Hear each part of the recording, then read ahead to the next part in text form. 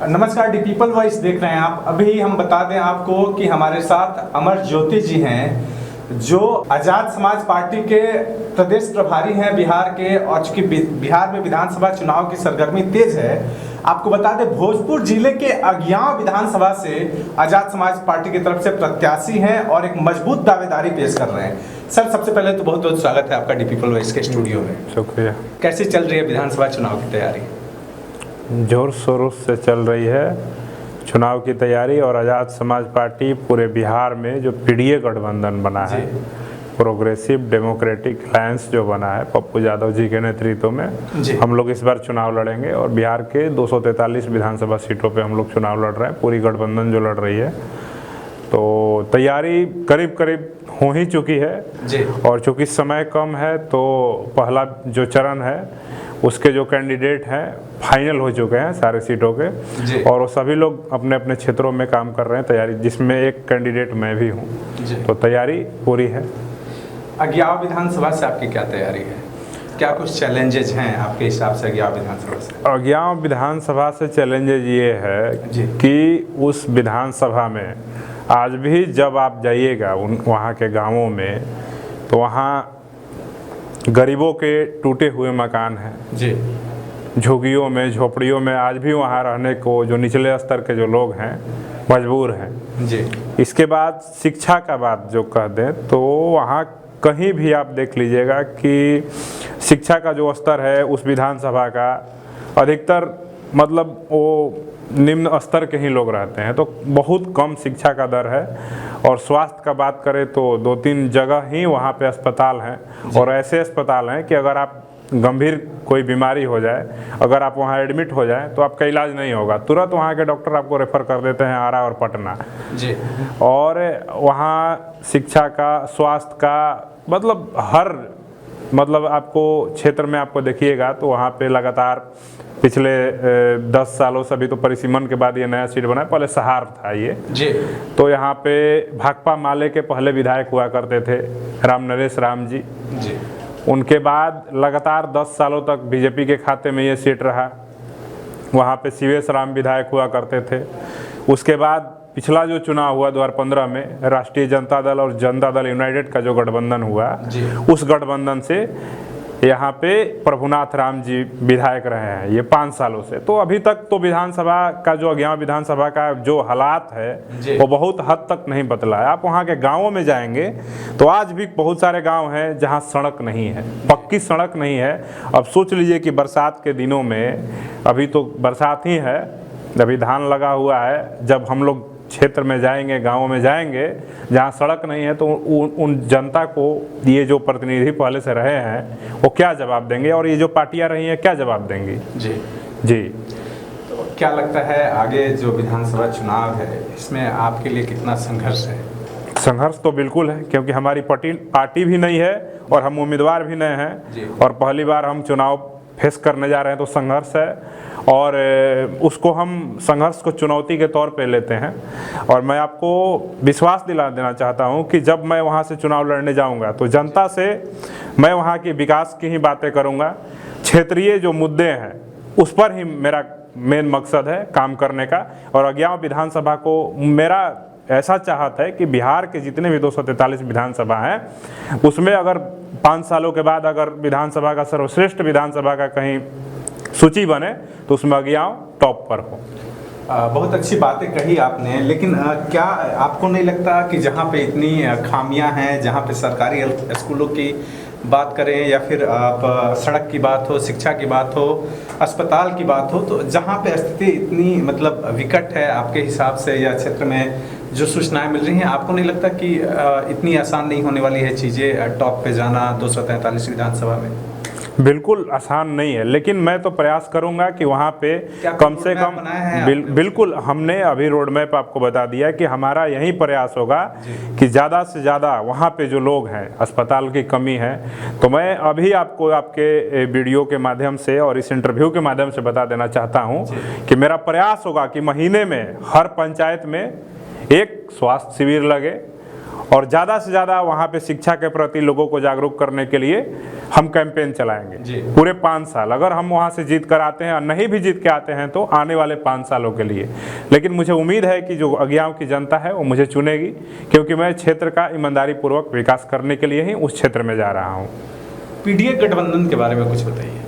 PDA गठबंधन जो है, बिहार की जनता पिछले 30 सालों नहीं, पूरे जो अभी आज़ादी के 70-72 सालों से बिहार की जो राजनीति है वो आप देख लीजिए।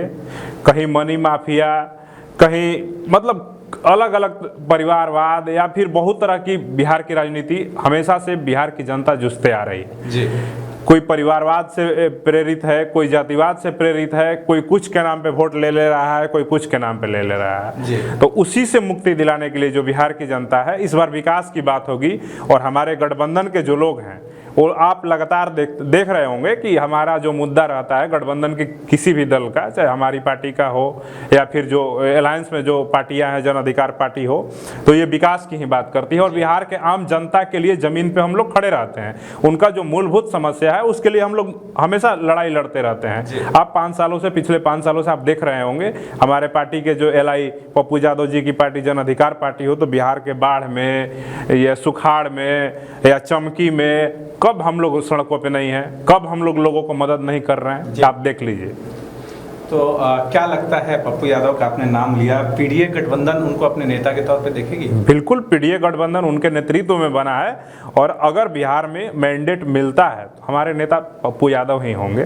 पप्पू यादव पीडीए के नेता होंगे। वाह। एक चीज़ और आपसे जानना चाहेंगे, जो सूचनाएं मिल रही हैं फील्ड से, उस हिसाब से लगता है कि आज़ाद समाज पार्टी के लिए जो सबसे बड़ी चुनौती है, अगर पार्टी के स्तर पे बात करें, तो जो वोट बैंक है, दलितों का जो वोट बैंक है आज़ाद समाज पार्टी के साथ, उस पर एक जो बड़ा हिस्सा है वो मायावती जी के खाते में जाता है, बहुजन समाज पार्टी के खाते में जाता है।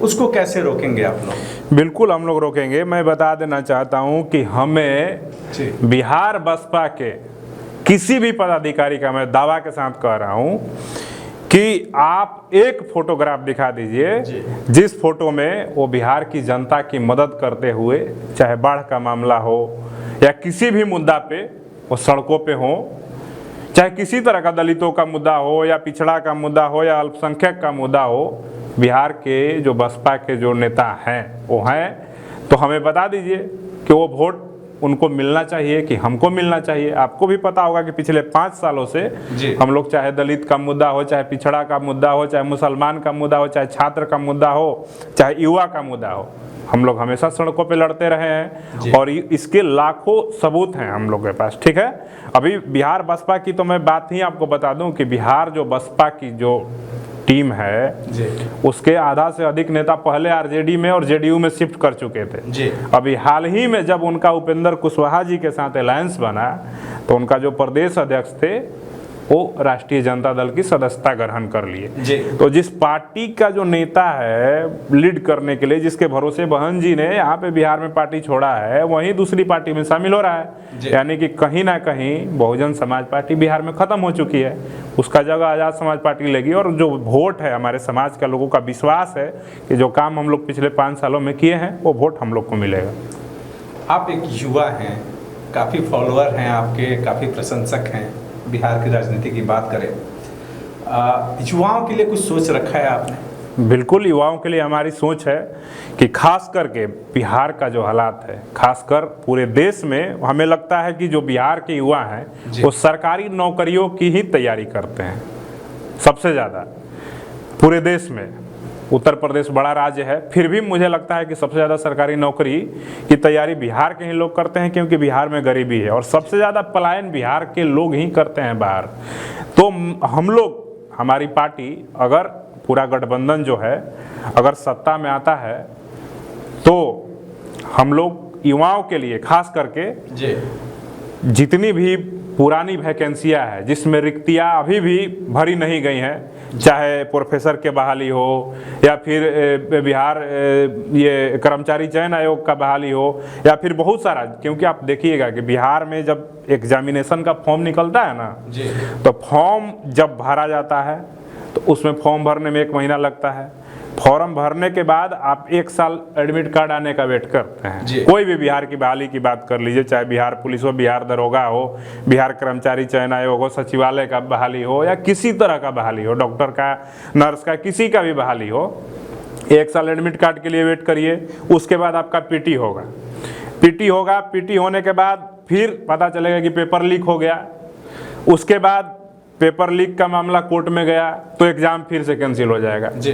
ये आप देख रहे होंगे भाई, नीतीश कुमार के सरकार में क्या मतलब इस तरह की कोई ऐसा परीक्षा आप नाम बता दीजिए जो सफलतापूर्वक उन्होंने संपन्न कराया हो जी।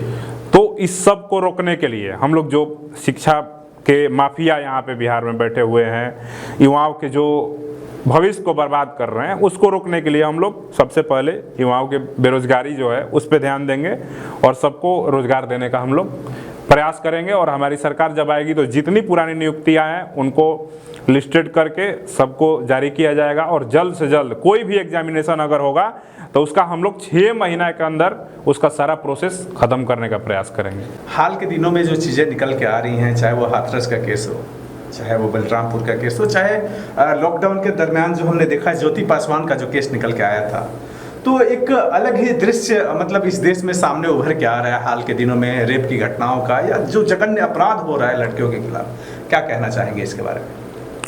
ये बहुत ही शर्मनाक जो देश में घटनाएं हो रही हैं, ये तो बिल्कुल शर्मनाक है, खास करके महिलाओं में, जहाँ महिलाओं को देवी के समान माना जाता है जी। बेटियों को आप देखिएगा कि दशहरा में और अन्य पर्वों में उनको देवी का दर्जा दिया गया है। और वैसे देश में अगर हमारी बहनें, माताएं अगर सुरक्षित नहीं है तो ये भारत का दुर्भाग्य है। और ये देश अगर इसी तरह से घटनाएं बढ़ती रही दिन प्रतिदिन तो ये देश बर्बादी की कगार की ओर जा रहा है, क्योंकि इस देश में महिलाएं जिनको माता का दर्जा दिया जाता है उनके साथ अगर इस तरह की घटनाएं होती है तो हमें सोचना पड़ेगा भाई कि आप कहाँ रह रहे हैं, आपका माइंडसेट क्या है। पूरे देश में आज देख रहे हैं कि कभी उत्तर प्रदेश से आता है, कभी बिहार से, कभी छत्तीसगढ़ से, कभी राजस्थान से लगातार बलात्कार की घटनाएं महिलाओं के खिलाफ हो रहे हैं, बच्चियों के खिलाफ 8 साल की बच्ची का बलात्कार हो जाता है। तो ये देश का दुर्भाग्य है और इस देश के जो बलात्कारी हैं उनको भी समझना चाहिए। और खास करके मुझे शर्म तब आता है, अभी हाल ही में हाथरस की घटना कब देखा हूँ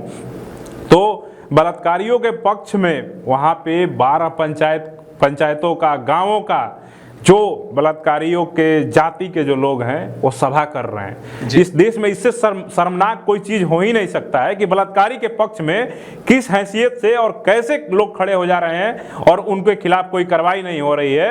और जो बलात्कारियों को फांसी दिलाने के लिए और पीड़िता को न्याय दिलाने के लिए जो आवाज उठा रहा है उसके ऊपर FIR हो जा रहा है। तो ये हमें सोचना पड़ेगा कि हम लोग कैसे समाज का निर्माण कर रहे हैं इस देश में कि बलात्कार की घटनाएं बढ़ रही हैं और लोग बलात्कारियों के पक्ष में खड़े हो जा रहे हैं और उसके खिलाफ, पीड़िता के खिलाफ गलत बयानी कर रहे हैं और जो आरोपी हैं उनके पक्ष में खड़े हो रहे हैं, उसका सोशल मीडिया पे समर्थन कर रहे हैं, सभा में खड़े हो जा रहे हैं। हमको तो शर्म आती है ऐसे पुरुषार्थ पे और मानव लोगों पे कि जो बलात्कारियों के पक्ष में खड़े हो रहे हैं। बेशक जरूर हम भी ये कहना चाहेंगे कि ये तो वो देश है जहाँ नारी शक्ति की पूजा होती है, यत नारीस्तु पूज्यन्ते रमन्ते तत्र देवता की भूमि है ये।